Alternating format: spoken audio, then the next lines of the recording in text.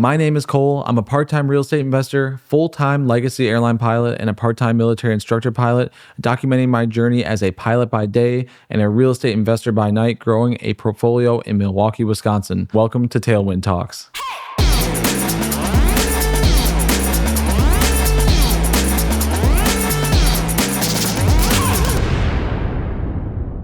So I successfully navigated the 777 training. I'm officially qualified and blessed off to go fly the plane for real. Truth being told, I have not flown it actually yet, so don't hold your breath. Who knows what's going to happen when I actually have to do the job for real. But as far as the simulator is concerned, I'm done with it. I got to go home, and here I am, as you can see. It took me a while. It was about 6 weeks or so from beginning to end. There was a little bit of a delay because we had a simulator issue, which delayed my training because there's only so many simulators to go around, and a lot of people need them for a lot of different reasons. You have to imagine you have people that are doing new qualifications like me. You have people coming back for their annual requalification.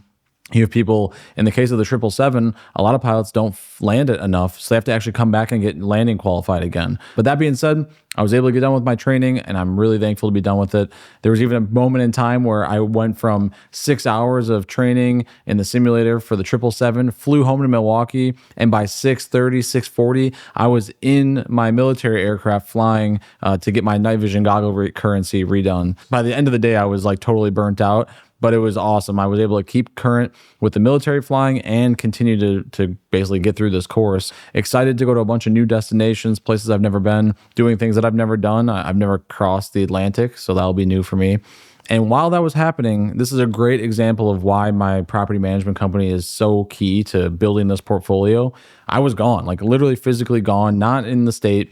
Can't do anything. If a water heater was broken or a furnace exploded or whatever, I wouldn't be able to be there and physically do anything, intervene in any way. If you guys might recall, just recently I did a tour video of a single family house that I bought, paid $105,000 for it, used hard money so I could close on it quickly and get the deal secured basically.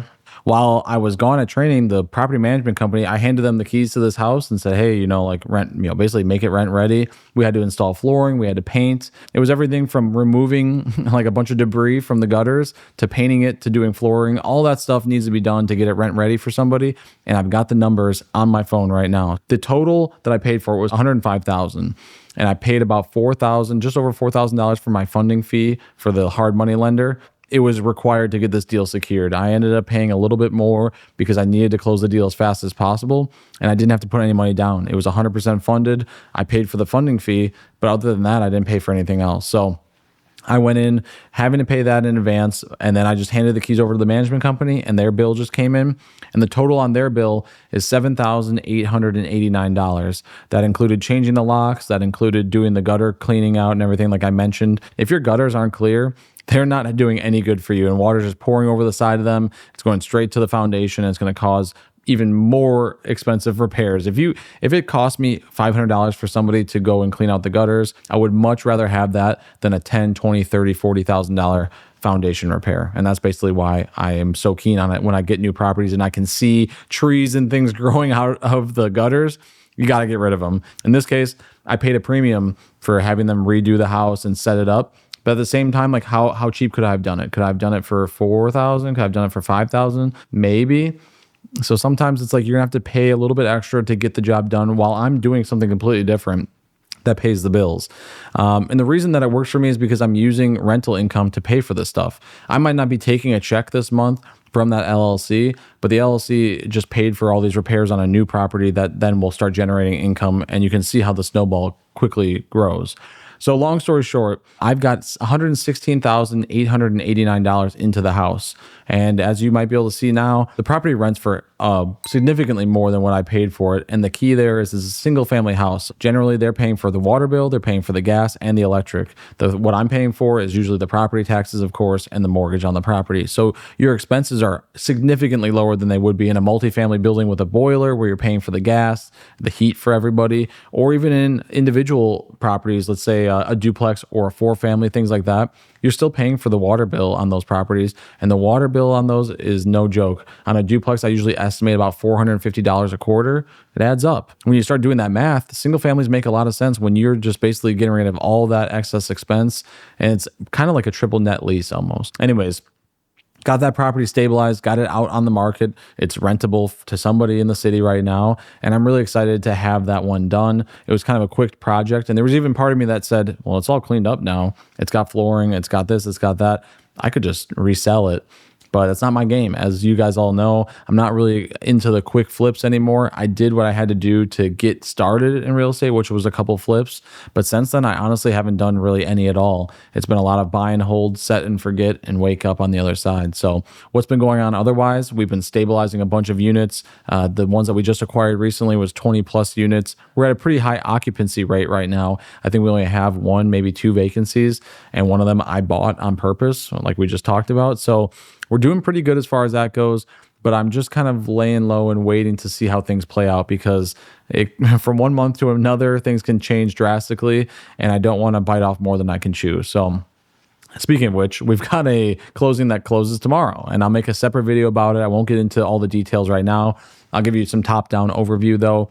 We had a chunk of 1031 tax-deferred exchange money sitting at the title company, which basically means I had properties that I sold, and the proceeds from those deals stayed at the title company. I never got to touch the money. I never got to see the money in my bank account. It sits at the title company, and then I go buy something else with it, and that money is used as the down payment towards these.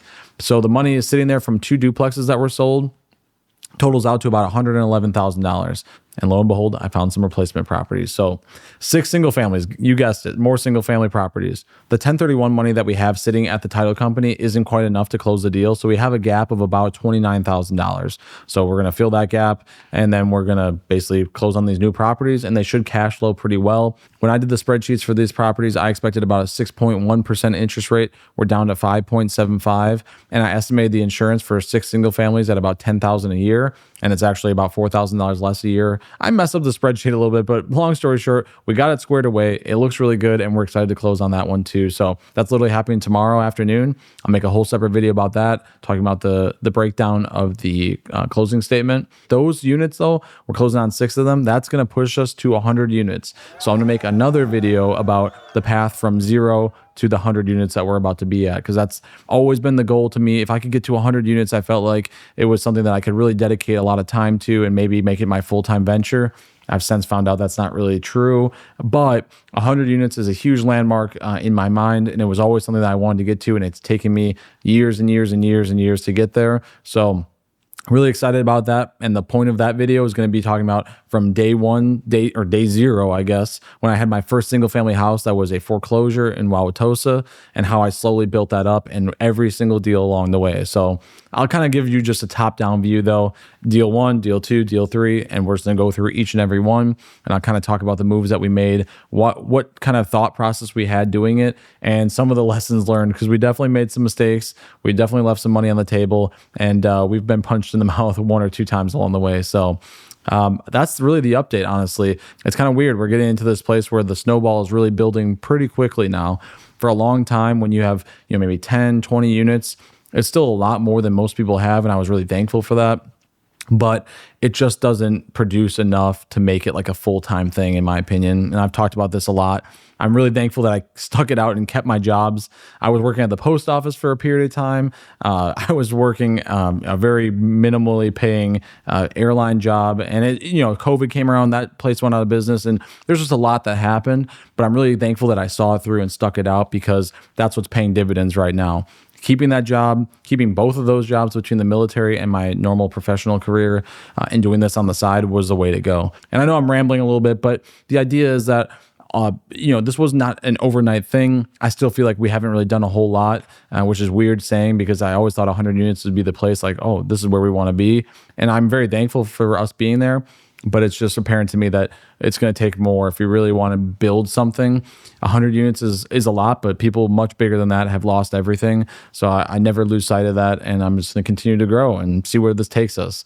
Nobody gets out alive in this whole experience, so I'm just going to go until the wheels fall off and see where that leaves me. So really appreciate everybody watching these videos. I know my last one, it had actually the lowest views of most of my recent videos, but it had a really long engagement time. So those of you that are sitting down and listening to me ramble about real estate, I really appreciate it. If it doesn't come through in the videos, I really do love talking about this stuff, and I find this way more interesting than my day job, which is kind of funny. But it really does mean the world to me that everybody sits here and watches this. That's the update. If you have any time or any interest, throw what you've been up to in the comments. There's a lot of people I've interacted with more than once in the comments. I'd love to know what you guys are up to.